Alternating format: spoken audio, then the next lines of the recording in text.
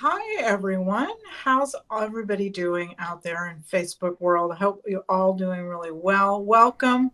I'm Susan Bowerman. I'm a registered dietitian. I'm here today in my kitchen, as I always am in California, coming to you live with another wonderful recipe.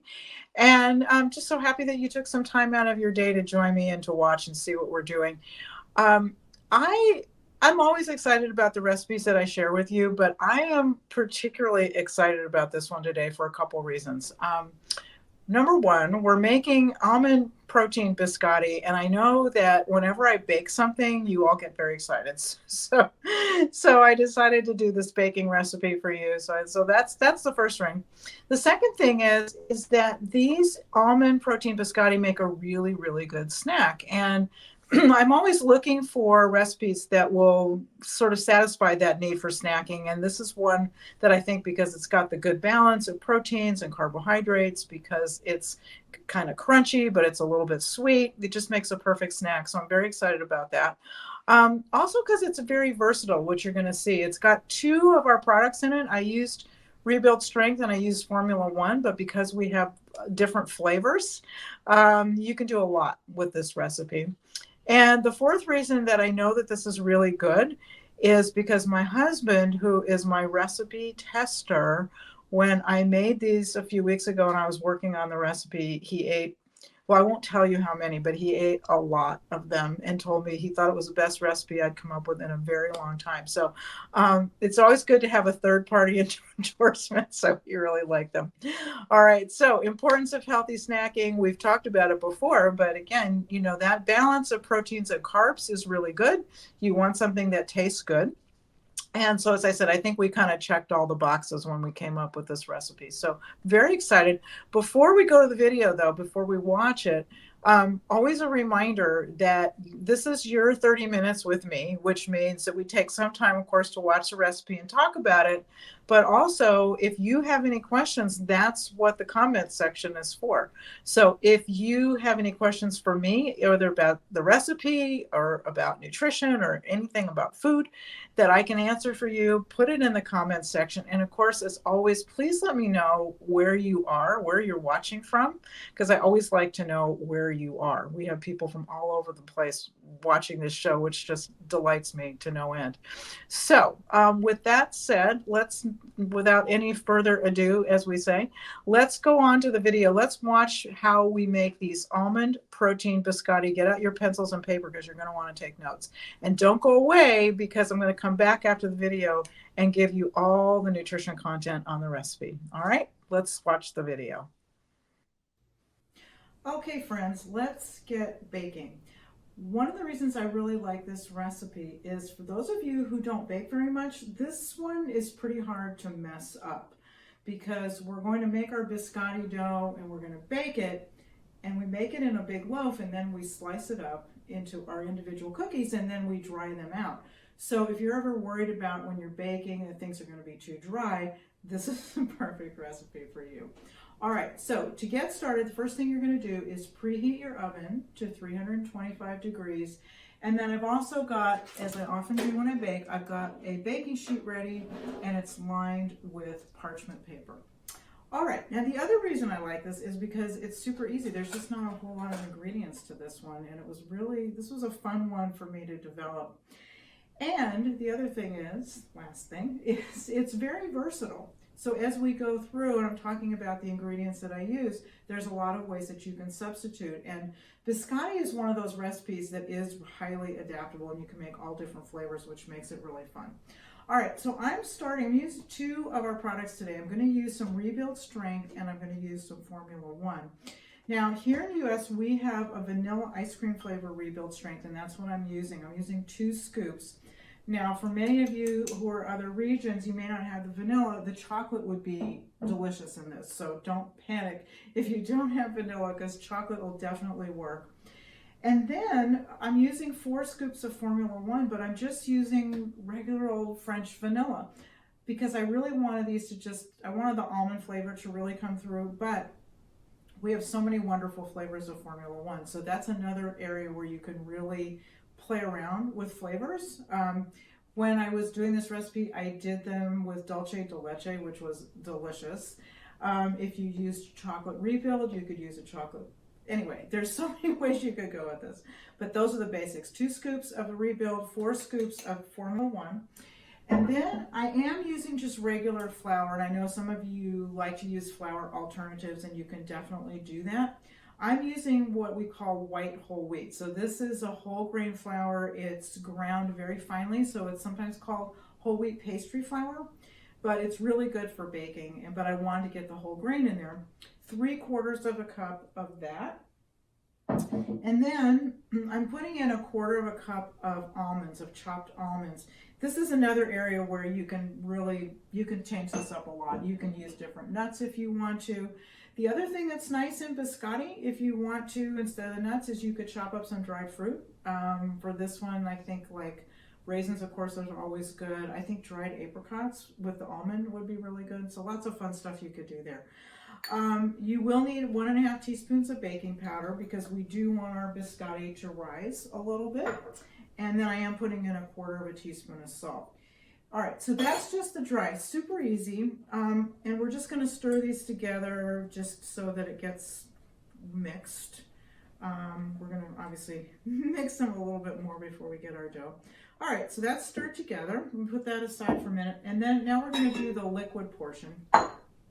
And for this, I'm gonna start with 2 whole eggs. And that's, of course, adding some nice nutrition, adding some extra protein there. I am putting in 3 tablespoons of oil. I'm using a safflower oil, so you want to use just some kind of a neutral oil. This is important. It sounds like a lot, but we're going to end up with quite a few biscotti. And the reason is to get the texture right. So remember that these are going to be, it's going to be baked, and then it's going to be sliced, and it's going to be baked again, which if you don't put some fat in there, they could end up just being really dry and crispy like a cracker, but you want a little bit of tenderness, and that's what that fat's going to do. All right, and then I'm also putting in some sweetener. I am using, I know you guys love when I put a little sugar in or make some dessert, but we're going to consider this one a snack. I'm using 1/4 cup of agave syrup. You can use maple syrup. Again, would be amazing flavor. You could use honey, which also works really well in this. If you want to use a sugar substitute, you're going to have to kind of fiddle around with it a little bit because your sugar substitutes are going to be dry. So if you do that, then what you're probably going to need to do is you're going to need to add more liquid to the recipe. My guess would be to replace part of the sugar substitute with some applesauce because that's going to add some moisture back in. So you'll have to play around with that. All right, 2 teaspoons of almond extract because obviously we're making almond biscotti. There too, you've got lots of options. You could just go with straight vanilla. You could use a black walnut. I think there's a lot of different directions you could go. And then the last thing I'm putting in here is 2 teaspoons of grated orange peel. And I would say that's optional, but orange and almond is just really, really yummy together. So I decided to just put that in there to get a little extra flavor, but that's optional too. So just as I'm mixing this, just thinking back to, as I said, all the other ways that you could do this, different flavor rebuild, different flavor Formula 1, different nuts or dried fruits if you wanted to. And then, as I said, then you've got some changes that you could do with the extracts and with the sweeteners. So this is one of those recipes, honestly, you could end up making many, many times and it would never be the same. And that's what's really, really fun. All right, so let's go ahead and pour this on top. And as I said, this is super easy. It takes less time to put your dough together than it does to actually bake it and finish it up. And then this just gets stirred up. The dough, you'll see, is going to be, it's going to be pretty sticky, but it holds together really nicely. And as I said, what happens if you've never made these before is you make biscotti basically as a big flat loaf. And you bake the whole thing at one time, and then you slice it up into those familiar shapes. If you're familiar with biscotti, they're kind of these long, skinny, cookie-like things. And as you can see, it's coming together perfectly. It's a tiny bit sticky, but we're getting all of the dry ingredients. That's the main thing you want to do, is just make sure that everything's well incorporated. but it's a very stiff type of a dough, kind of the texture of a cookie dough. All right, so we got that, and now we are going to put that onto our baking sheet. Remember, we've got our oven preheating. It's at 325. And what we'll do now is I'm going to pull over the baking sheet. We're going to shape this into a loaf. And ideally, grab my spatula bit. Ideally, you want this to be about 3 inches wide, about 12 inches long. No jewelry today because I got to get my hands messy. So one of the things that I found is kind of easy is just dampen your hands slightly, because it makes it a little bit easier to handle the dough. And then just pick this whole thing up if you can. I can get it out of the bowl here. And then the way that I found it easiest to do this is just try to just lengthen it first. So get your length before you, as much as you can, and just start to shape it into a log and pat it down. And this is where having damp hands helps. You don't want them soaking wet, but you want them damp enough so that they don't stick to the dough. And so we're going for, as I said, about 12 inches long, about 3 inches wide. It doesn't have to be perfect because we're going to slice this anyway. That's pretty close. As I said, goes together easy. I wish you could smell this. One of the things I love about almond extract is it's super almondy, but I'm just getting the scent of that. I'm getting the scent of the orange rind, and it really just smells amazing. All right, so that's about as simple as it gets. So this is going to go into our 325 degree oven, and it's going to get baked for 20 minutes. What I'm going to do is I'm going to put that in the oven, then I'm going to pull out the one that I baked earlier. Now, one thing I want to remind you is, remember what I said, is after we bake this, we're going to cut it and we're going to bake it again. So after the 25 minutes in the oven, when you pull it out, as soon as you pull it out, turn your oven down 25 degrees. Turn it down to 300 because we want it a little bit cooler when we get into the toasting part of this, okay? All right, so this is going in the oven. Let me go pull the other one out.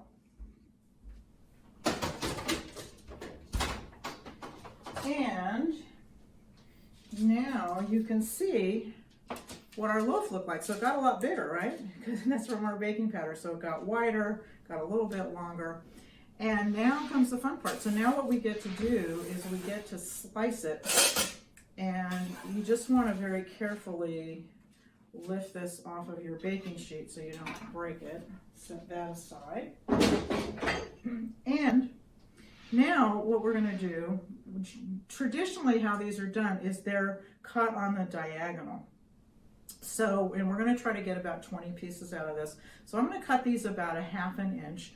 Obviously the first ones are going to be a little bit shorter. So you're going to start by just cutting the end off, and then you get to eat that if you want to. And then you're just going to slice this into 1/2 inch thick slices. And one of the things that you'll notice, guys, as you're doing this is that, you know, it's pretty dense, but it's holding together just perfectly. And that's exactly what you want. And as I said, this is one of those things where if you're new to baking and you're a little bit nervous about texture, you don't have to worry, because these are going to go back onto the baking sheet and they're going to go back in the oven.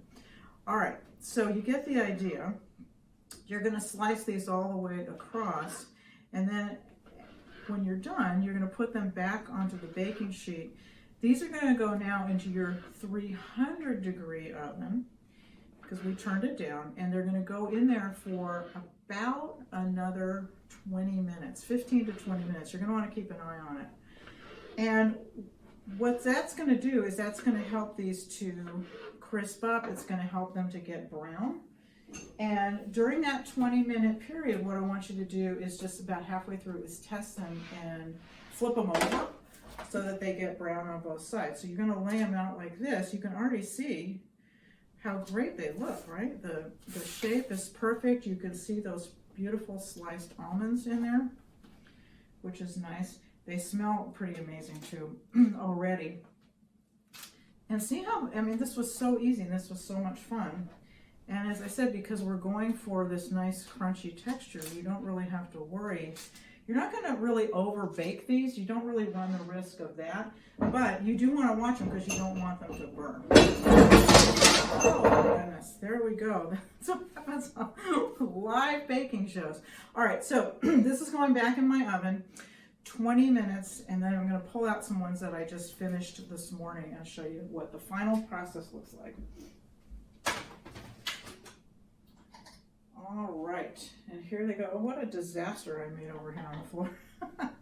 All right, so here they are. They're really beautiful. So you can see that after another 20 minutes, they've gotten a little bit more brown, right? We flipped them over so they're kind of nice and brown on both sides. I also want you to take notice of the texture because these are not like super crispy like a cracker. They've got a little bit of give to them, but again, because we put a little bit of oil in it, that's really what's giving it that nice kind of, it's almost chewy, but it's just fantastic. So from a nutritional standpoint, I will tell you, I'm going to come back after the video, I'm going to tell you all the details on what exactly is in these. But when you compare these to what you might get, let's say, in a regular biscotti, I can tell you that nutritionally these are a lot better. Lots of ways you can eat these. You know, what a lot of people like to do is dunk them. So I made some coffee. You could use your high protein iced coffee if you want to. They're perfect for dunking because they hold together so well. And when you do that, now of course I'm getting this flavor of almond and orange and coffee, which is good. Have a few strawberries here for my snack. I'm gonna go clean up the mess I just made, but don't go away because when I come back, I'm gonna tell you all of the nutritional facts about our incredible almond protein biscotti.